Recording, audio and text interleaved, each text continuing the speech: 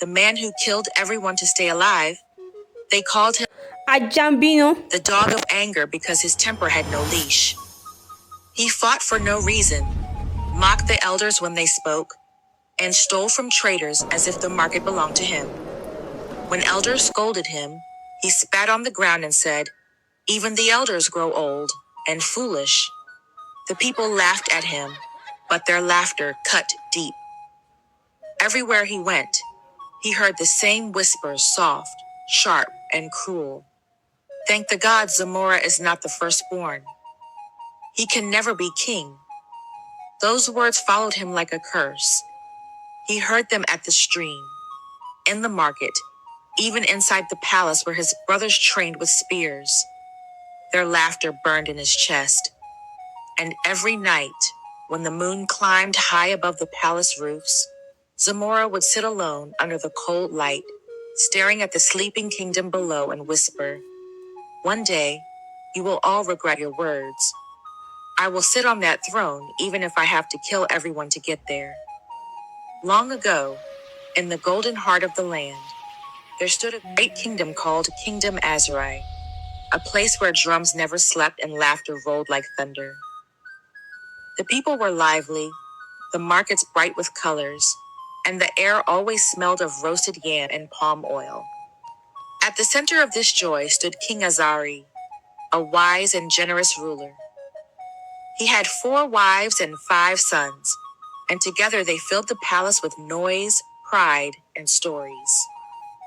The first wife, Queen Margaret, gave birth to the first son, Prince Kingston, the heir to the throne, noble and strong. The second wife, Queen Elizabeth, bore Prince Augustus, brave and loved by the warriors. The third wife, Queen Tara, had Prince Julius, calm and kind, the people's favorite. Then came the last wife, Queen Anne, gentle and quiet. She bore 2 sons, Prince Kingsley and Prince Zamora. But Zamora, the youngest of all, was the shadow among light. While his brothers trained with spears or studied under the elders, he roamed the streets, laughing at rules, picking fights, and stealing fruits from traders. To the people, he was trouble. To the palace, he was shame. And to himself, he was nothing, just the forgotten son of a quiet mother.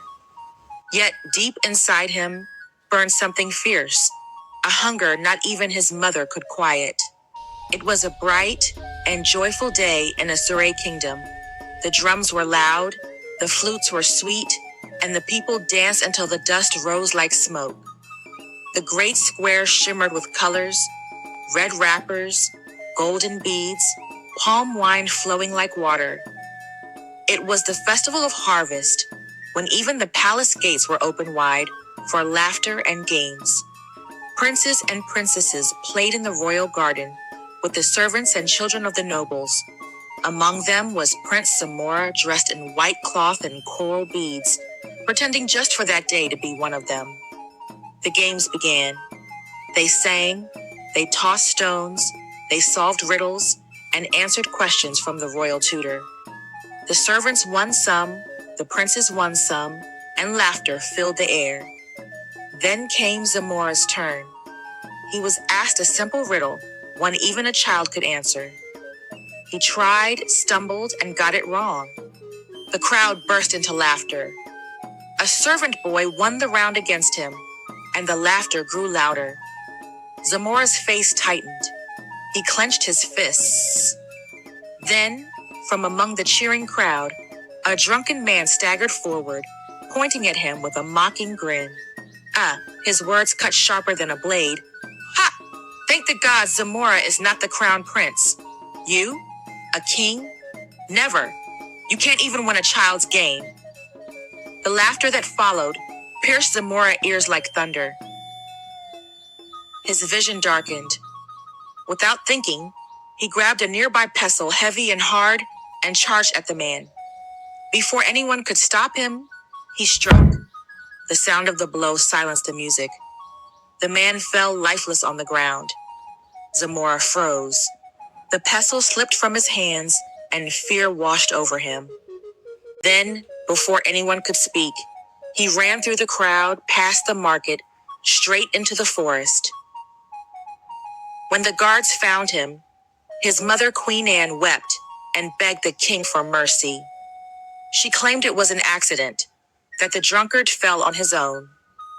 The king, out of love for her, ordered the matter buried.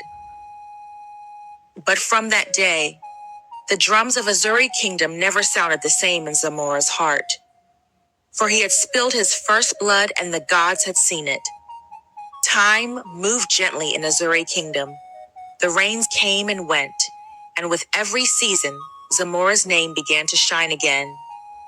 He served his father with devotion, carried the royal stool, poured water for washing, and walked behind the king like a shadow. The people began to whisper again, but this time with admiration. Ah, Zamora has truly changed. See how humble he is. Even his brothers began to trust him. They laughed together, shared meals, and wrestled in the courtyard like children again. But deep in Zamora's heart, his thoughts grew darker. Why should they rule over me? Am I not a son of the same king? One night, the palace celebrated a great feast. The crown prince, Prince Kingston, had returned from the war front victorious, and the people sang his praise. Zamora smiled and clapped the loudest, moving close to him, filling his cup again and again. Brother, he said softly, you deserve the sweetest wine. Prince Kingston drank, and that was the last drink he ever took. By morning, the palace was filled with cries. The crown prince, the pride of the kingdom, was dead in his sleep. The priest said it was fever. The people wept, tore his clothes, rolled in the dust, and cried the loudest of all. My brother! My brother! He shouted, beating his chest. Even his mother fainted at the sight of his grief. No one suspected him, not even the king. But in his heart, Zamora whispered, now they will see I am worthy.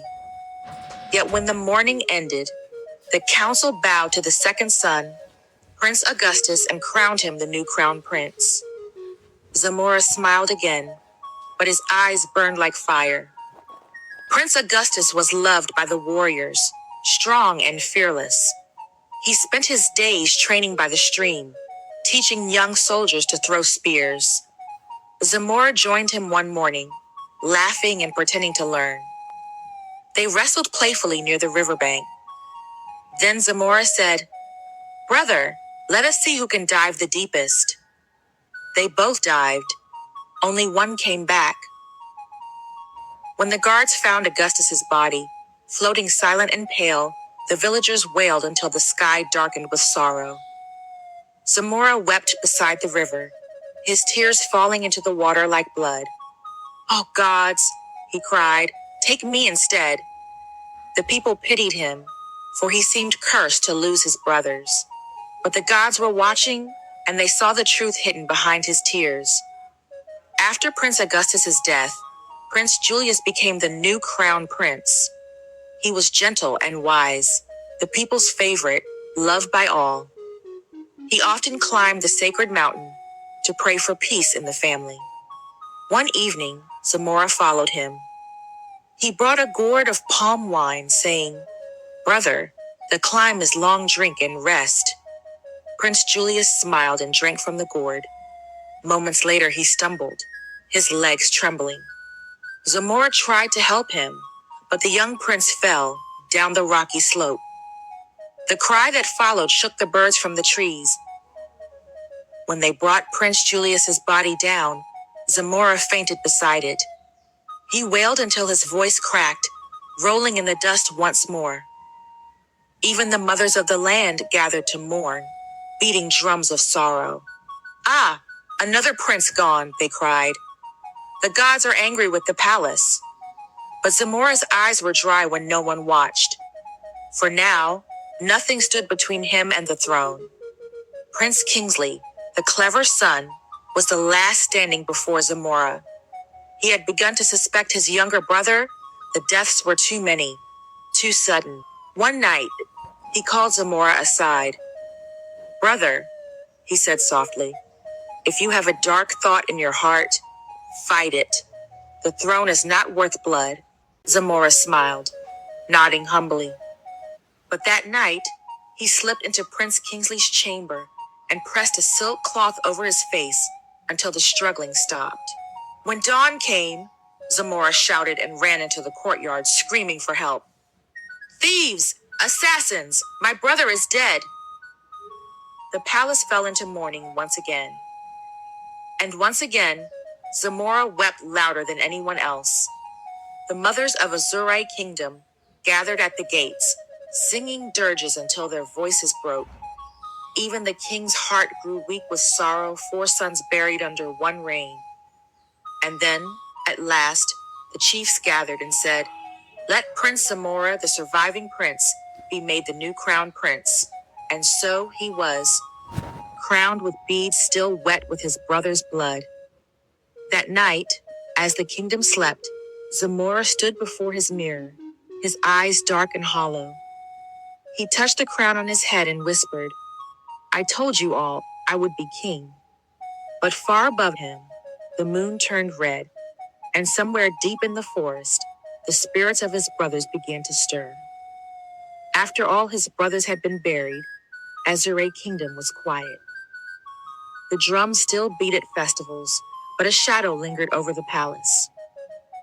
The people whispered about the deaths of the princes, mourning 4 lives in a single season. Zamora wept the loudest, or so the kingdom thought. But beneath those tears, a dark storm raged. Zamora watched his father every day. King Azari, still strong and healthy, moved through the palace like a mountain unshaken by wind. He laughed. He walked in the gardens. He dined with the chiefs, and every step, every breath, felt like a challenge to Zamora. "When will he die?" Prince Zamora whispered, pacing in the corridors at night. "When will the throne be mine fully?" The ministers and villagers began to notice a change in him. He smiled, bowed, and offered advice, but his eyes, black and hungry, betrayed nothing. He spoke to no one of his plans. He only waited, watching, calculating, counting the beats of the king's heart like a drum in the night. One evening, as the sun dipped behind the hills, and painting the sky blood red, Zamora entered his father's chamber. The king was reading by candlelight, unaware of the shadow that approached. Zamora bowed humbly, bringing a cup of palm wine. "Father," he said softly, "drink, it will warm you after the council." The king smiled, accepted the cup, and drank. Then Zamora leaned closer, pressing a hand over his father's mouth. He whispered, "Forgive me, my father. I only follow the path I must walk." The king's eyes widened for a brief moment, shock, and then nothing. Zamora's other hand struck swiftly, and King Azari slumped lifeless onto the mat of braided reeds. By dawn, the news had spread. The king was dead. The people wailed.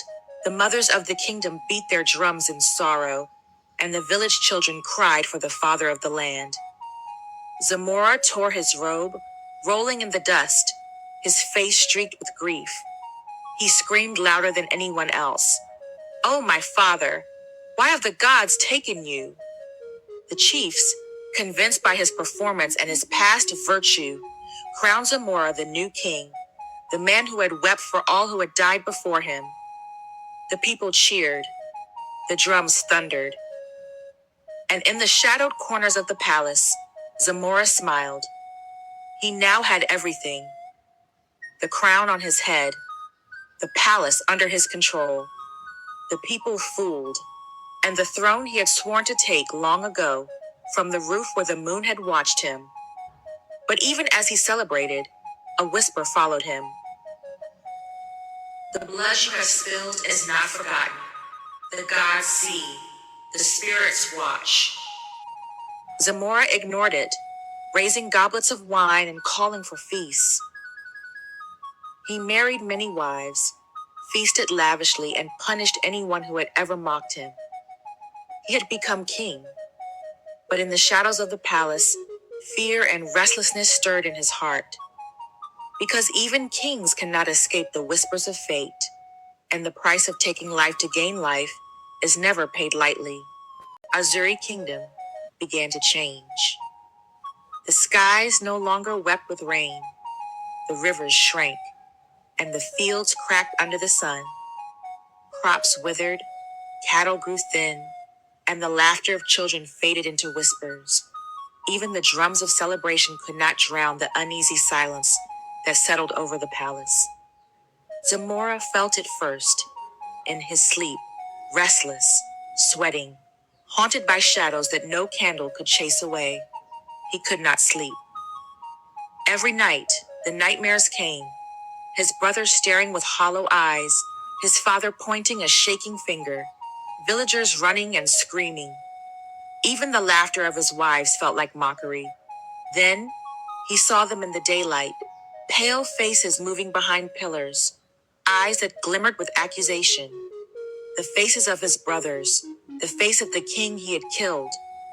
He could hear their whispers in the wind. You stole what was not yours. Now your time is short. Desperate, Zamora called for the royal diviner, an old man whose eyes had seen the turning of many fates. The palace filled with the smell of incense, the flicker of burning leaves casting dancing shadows on the walls. The diviner bent low, tracing patterns in cowrie shells and pouring water from sacred gourds. Then he spoke. O king, your life is short. The throne you now sit upon does not belong to you. You have strayed from the path of destiny. Death waits at your doorstep. Zamora's heart sank. The crown felt heavy on his head. He trembled and called out, No, there must be a way to live. Tell me what I must do. The diviner's voice shook. To live beyond your fate, you must take life to extend yours. The blood of others will feed your years, but beware, no joy will ever follow. Zamora stared at the man, and a chill crawled up his spine. The shadows around the room seemed to stretch toward him, whispering, screaming, crying. Every dead brother's voice echoed in his mind. You have taken too much.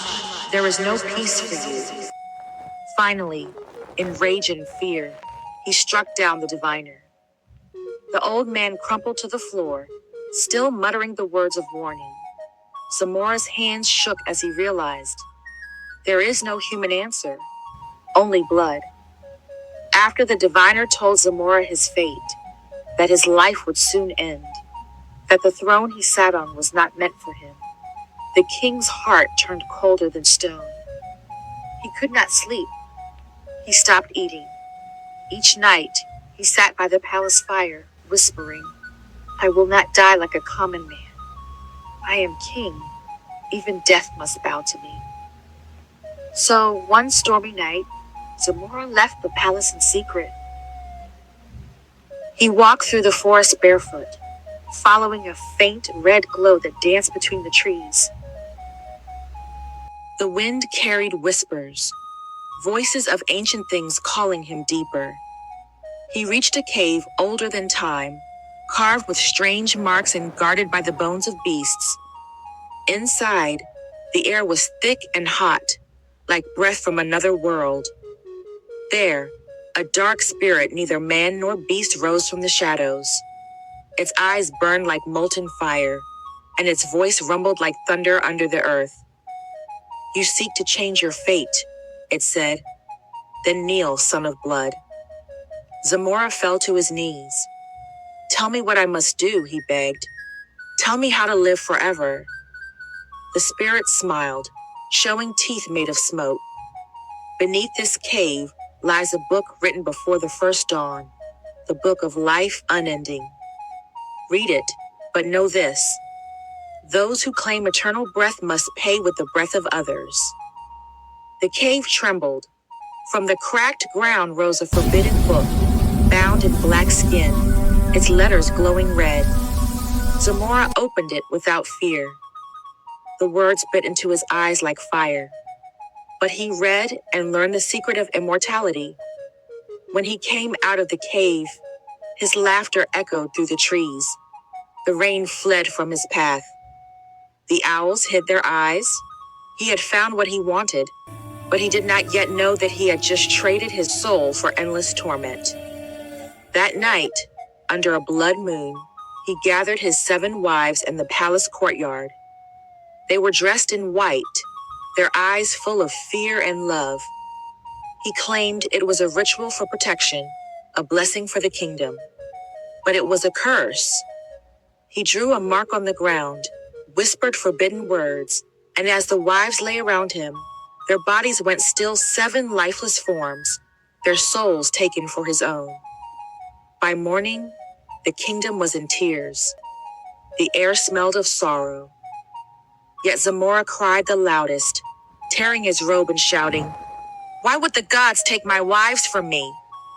No one suspected the truth. Word reached a wise herbalist in a neighboring village, a man who could read the cries of the spirits. He came to the palace, trembling, saying, "Our king, the land is bleeding. The gods are angry. The throne rejects you. Return the lives you have taken, or your soul will wander without rest." But Zamora only smiled and clapped his hands. Before sunset, the herbalist's body was found at the edge of the forest, lifeless, with his eyes wide open in terror. Soon after, Zamora turned his anger to his own blood. He called his children one by one, offering them gifts, but each gift hid death. Some he poisoned, some vanished in the forest, and others in the night wind. Only a few escaped. They ran far into unknown lands, never to return, never to speak his name again. Then years passed. 10, 20, 50, 100, 150. Zamora still lived. His body began to fail him. His skin became dry like cracked leather. His hair fell out in patches. Flies avoided him. His eyes could see, but not close. Each thump like a drum of suffering. Zamora had tried everything to end his pain. He had drunk poison bitter and dark like his sins. His stomach burned, his body shook, but his heart kept beating. He tied a rope to the palace beam and hung himself. The rope snapped. His neck twisted, but breath still clung to him like a curse.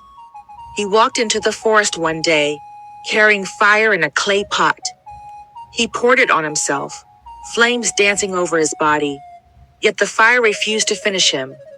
His skin peeled, his bones showed, but still, he lived. Another time, he ordered his guards to strike him with spears. They obeyed, trembling, and the blades tore through his flesh. He fell, bled, and waited for death's embrace. But at dawn, he woke again. The wounds closed, the blood dried, and his body reeked of something no man should smell. Then he tried the river. He threw himself into the deepest part, hoping the water would swallow his spirit. But the river spat him out at the bank. His body heavy and swollen, his eyes still open. He cried out, voice hoarse and trembling, "Why, gods? Why can't I die? Have I not suffered enough?" But only silence answered. Even the wind seemed afraid to speak his name. So Zamora sat by the riverbank, watching his reflection, a rotting king staring back, forever alive, forever cursed. Then his body begins to rot. Sometimes the servants carried him out into the sun, hoping his heat would dry the pus that dripped from his skin. He would cry weakly, whispering, "Please, let me die." But death never came. Generations came and went. The children of those who once feared him grew old and died. The palace changed shape. The kingdom built schools, roads, and towers. New kings ruled. No one remembered Zamora. He sat in the shadows of his ruined palace, watching the world move without him. Seasons changed. Rains came and went, and still he remained. a forgotten relic of sin, a breathing corpse. One day, after 500 years, the people of the modern city now called Azurai City found the old king sitting where his throne once stood. He was barely breathing. He could no longer speak. Only tears rolled down his cracked face. The elders decided, let him rest. Even the cursed deserves silence. They buried him alive, not out of cruelty, but mercy. The ground closed over him, and at last, the land sighed in relief. Rain fell that night, for the first time in 100 years. The story of Zamora became a warning told to every child. Do not kill to live. Do not fight destiny. For the man who ran from death became its prisoner forever. And in the quiet nights, when the wind howls through the trees, the old ones say you can still hear him whispering under the earth. Soft, broken, and filled with regret. Please, just let me die.